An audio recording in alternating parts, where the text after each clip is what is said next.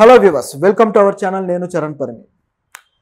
AP governor ప్రభుత్వానికి ఏమన్నా కార్యకర్త లేకపోతే మరేంటి అనే ప్రశ్న వస్తుంది. ఈరోజు అసెంబ్లీ సమావేశాలు చూస్తే అసలు అసెంబ్లీ సమావేశాల్లో మొట్టమొదట గవర్నర్ స్పీచ్ అనేది ఉంటుంది. అది సాంప్రదాయంగా వస్తున్న పద్ధతి.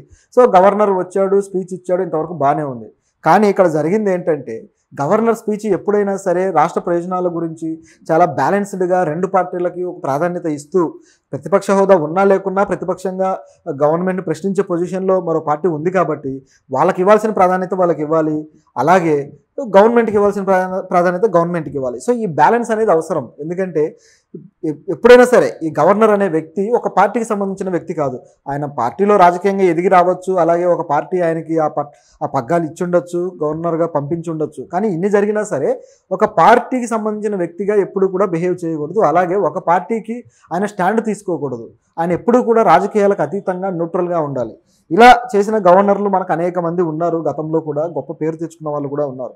కాకపోతే ఇప్పుడు చూసుకుంటే ఈ గవర్నర్ పరిస్థితి కాస్త తేడాగానే ఉంది. ఎందుకంటే ఈ గవర్నర్ అసెంబ్లీలో మాట్లాడిన మాటలు కావచ్చు, ఆయన చేసిన వ్యాఖ్యలు ఎందుకనో ఈ గవర్నర్ స్థాయికి తగ్గట్టుగా అనిపించట్లేదు. చూస్తే గవర్నర్ ఏమన్నారంటే, ఇప్పుడు ఏపీలో గత ప్రభుత్వం కాలంలో జరిగిన కొన్ని నష్టాలు, కొన్ని విధ్వంసాల గురించి మాట్లాడి, అలాగే ఈ ప్రభుత్వం ఏం చేయబోతుంది అంటే ఏదో ఈ ప్రభుత్వం మేనిఫెస్టోని ఆయన వివరిస్తున్నాడు. గవర్నర్ గారికి మేనిఫెస్టోతో పని ఏముంది? అసెంబ్లీ సమావేశాలు జాగ్రత్తగా జరపండి, అట్లాగే ఇట్లాంటివి కదా చెప్పాలి. సో ఈ ప్రభుత్వం వల్ల మేనిఫెస్టోని గురించి ఆయన బహిర్గతం చేస్తూ ఇవన్నీ వీళ్ళు చక్కగా చేస్తారని చెబుతూ, దాంతోపాటు చంద్రబాబు గారు ఎంత గొప్ప నాయకుడు, ఎంత విజనరీ అని చెప్పేసి ఆయన పొగిడే కార్యక్రమం పెట్టుకున్నాడు. అసలు గవర్నర్లు చేయాల్సిన పనేనా ఇది అనే ప్రశ్న వస్తుంది. చంద్రబాబు గారు విజనరీ అనేది ఆయన పార్టీ కార్యకర్తలకు తెలుసు, ఓటేసిన వాళ్ళకి తెలుసు, వాళ్ళు మాట్లాడతారు.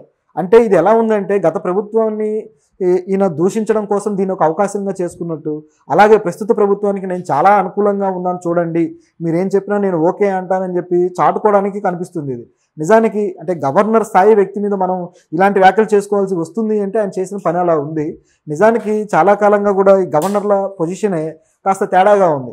ఎందుకంటే గవర్నర్లు అనేవాళ్ళు ఏదైనా ప్రభుత్వం కావచ్చు, సీఎం కావచ్చు, ఎవరి మాట వినకుండా కాస్త దారి తప్పుతున్న క్రమంలో లేదా కొన్ని వివాదాస్పదమైన చట్టాలు తీసుకొచ్చిన క్రమంలో వీళ్ళు ఆ ప్రభుత్వాన్ని మందలించే పరిస్థితిలో ఉండాలి. లేదా ఏదైనా ప్రతిపక్షాలు ఈ అవిశ్వాస తీర్మానాలు కానీ ఇలాంటివి వచ్చినప్పుడు, లేదా బల నిరూపణ జరగాల్సి వచ్చినప్పుడు న్యూట్రల్గా ఉండి ఎవరికి బలం ఉందో ఏంటో దానికి నిర్ణయం తీసుకోగలిగే కెపాసిటీ వీళ్ళకు ఉండాలి. ఇవన్నీ కాకుండా గత కొద్ది కాలంగా గవర్నర్లు ఏం చేస్తూ వస్తున్నారంటే, ఇది ఇప్పుడనే కాదు, దాదాపు కాంగ్రెస్ గవర్నమెంట్ ఉన్నప్పటి నుంచి కూడా ఈ గవర్నర్ల పద్ధతి, గవర్నర్లను వాడుకోవడం అనేది పూర్తిగా ఈ రాష్ట్రాలకు సంబంధించి ప్రభుత్వాలకు వ్యతిరేకంగానో, లేకపోతే సెంట్రల్ గవర్నమెంట్ ఎవరైతే ఉన్నారో ఆ సెంట్రల్లో ఉన్న వాళ్ళ భావజాలానికో లేదా వాళ్ళ ప్రయోజనాల కోసం తగ్గట్టుగా గవర్నర్లను వాడటం జరిగింది. అంటే వాళ్ళకు వీళ్ళు ఒక వాలంటీర్స్గా ఇక్కడ పనిచేస్తూ వస్తున్నారు. సో ఆ విధంగా ఉందన్నమాట. మహారాష్ట్రలో చూసాం. మహారాష్ట్రలో ఏదైతే ఈ శివసేన పార్టీ చీలిక ఉందో, ఈ చీలిక తర్వాత షిండేకి అధికారం రావడం కావచ్చు, సీఎం అవ్వడం కావచ్చు, ఇందులో కీలకంగా వ్యవహరించింది గవర్నరే. సో ఆయన వీళ్ళు బల నిరూపించుకోవాలని పెడుతూనే అనేక విధాలుగా కొర్రీలు వేస్తూ అడ్డుకుంటూ అది చేసి ఇది చేసి మొత్తానికి ఈయన సీఎం చేయడానికి కృషి చేశారు. అది అందరికీ, రాజకీయం చూసిన వాళ్ళందరికీ కనపడింది. దీంతోపాటు ఢిల్లీలో కూడా ఢిల్లీ అధికారాలు పూర్తి స్థాయిలో గవర్నర్కు ఉంటాయా లేకపోతే సీఎంకు ఉంటాయా అని పెద్ద డిస్కషన్ బయలుదేరి గవర్నర్ ప్రతిదానికి అడ్డుపడ్డము, ప్రతి చట్టాన్ని కూడా ఆయన ఖండించడము, ఈ విధంగా చేస్తూ వచ్చాడు.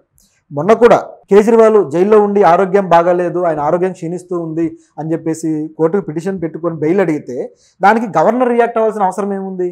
ప్రతిపక్ష పార్టీలు ఉన్నాయి, ప్రతిపక్షాలు రియాక్ట్ అవ్వచ్చు, బీజేపీ పార్టీ ఉంది, బీజేపీ రియాక్ట్ అవ్వచ్చు.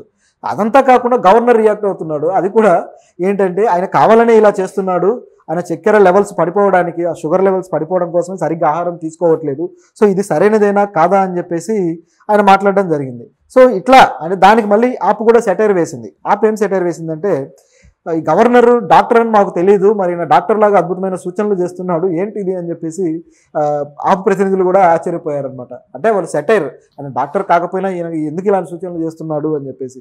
నిజమే కదా, ఒక ప్రతిపక్షాలు ఉన్నాయి, వాళ్ళు రియాక్ట్ అవ్వాలి. ప్రభుత్వానికి సంబంధించి ఏదైనా సరే న్యూట్రల్గా ఉండాల్సిన గవర్నర్ రియాక్ట్ అవ్వాల్సిన అవసరం ఎంతవరకు ఉంటుంది అనేది ప్రశ్న. సో ఇక్కడ కూడా గవర్నరు ఈయన గతంలో విధ్వంసం జరిగిపోయింది 2019 నుంచి కూడా, అసలు గత ప్రభుత్వం మొత్తం అప్పులు చేసింది, అట్లాగే పన్నుల భారం ప్రజల మీద పెంచింది, అమరావతిని అట్లా అడవిలాగా మార్చేసింది, ఏమాత్రం అభివృద్ధిని పట్టించుకోలేదు, ఈ విధంగా ఒకదాని తర్వాత ఒకటి అన్నీ ఏకరువు పెట్టాడు. ఇవన్నీ నిజాలే కావచ్చు, కానీ ఆ నిజాలని ఇట్లా ఇంబ్యాలెన్స్డ్గా చెప్పాల్సిన పని లేదు. గత ప్రభుత్వం చేసిన మంచి గురించి కూడా చెప్పొచ్చు కదా, మరి చెప్పలేదు ఎందుకు అంటే ఈయన టీడీపీ కార్యకర్తలాగా బిహేవ్ చేయాలన్నా. అలాగే టీడీపీకి సంబంధించి కూడా ఏం మాట్లాడారంటే మెగా డిఎస్సి తీసుకొస్తున్నారు టీడీపీ, ఇది చాలా గొప్ప విషయం అన్నారు. ఓకే, సంతోషం. దాంతోపాటు ఇక ఉద్యోగాల విషయంలో కావచ్చు, తర్వాత ఈ ఇసుక పాలసీని చేసిన విషయంలో కావచ్చు, ఇవన్నీ కూడా టీడీపీకి ఒక మంచి క్రెడిట్ కట్టబెట్టే పద్ధతిలో మాట్లాడారు. సో దాంతోపాటు ఆ ల్యాండ్ టైటిలింగ్ యాక్ట్ కావచ్చు, ల్యాండ్ టైటిలింగ్ యాక్ట్ రద్దు చేస్తామని చెప్పేసి చెప్పడం జరిగింది. సో దాని విషయంలో కూడా హర్షం వ్యక్తం చేశాడు. అట్లాగే ఇంకా మరొకటి ఈ మద్యం దుకాణాలకు సంబంధించి కావచ్చు, ఆ తర్వాత ఈ పెన్షన్స్ సంబంధించి కావచ్చు, పెన్షన్స్ రాగానే బాగా ఏదైతే వాళ్ళ సూపర్ 6లో ఉందో అది చాలా చక్కగా అమలుపరచడం. సో వీటన్నిటి మీద మెచ్చుకున్నాడు. అలాగే ఇంతవరకు బాగానే ఉంది, ఎందుకంటే ప్రభుత్వం చేస్తున్న మంచిని మెచ్చుకోవాలి, అది ఏ పొజిషన్లో ఉన్నా సరే. కానీ చంద్రబాబు విజనరీ, ఈ ప్రభుత్వం అద్భుతంగా పరిపాలించబోతుంది, దీనికి ఎప్పుడూ నా మద్దతు ఉంటుంది, అది ఇదని చెప్పి మాట్లాడారు. సో ఇది గవర్నర్ స్థాయికి తగినట్టుగా కనపడటం లేదు. మద్దతు ఇవ్వాల్సిందే, కాకపోతే బ్యాలెన్స్ అవసరం. ఇప్పుడు వీళ్ళకి ఇలాంటి చెప్పడం వల్ల గవర్నర్ నుంచి మాకు ఇంకా ఏ అడ్డు ఆపు ఉండదు, సో మేమేమైనా చేయొచ్చు, ప్రతిపక్షాల మీద ఎలాంటి యాక్షన్ అయినా తీసుకోవచ్చు అనే ఒక అహం క్రియేట్ అయ్యే అవకాశం కూడా లేకపోలేదు. సో ఇది ఒక గ్రీన్ సిగ్నల్ ఇచ్చినట్టు అవుతుంది. ఇలాంటి విషయంలో కాస్త సంయమనంతో ప్రవర్తిస్తే ఇంకా బాగుండేది.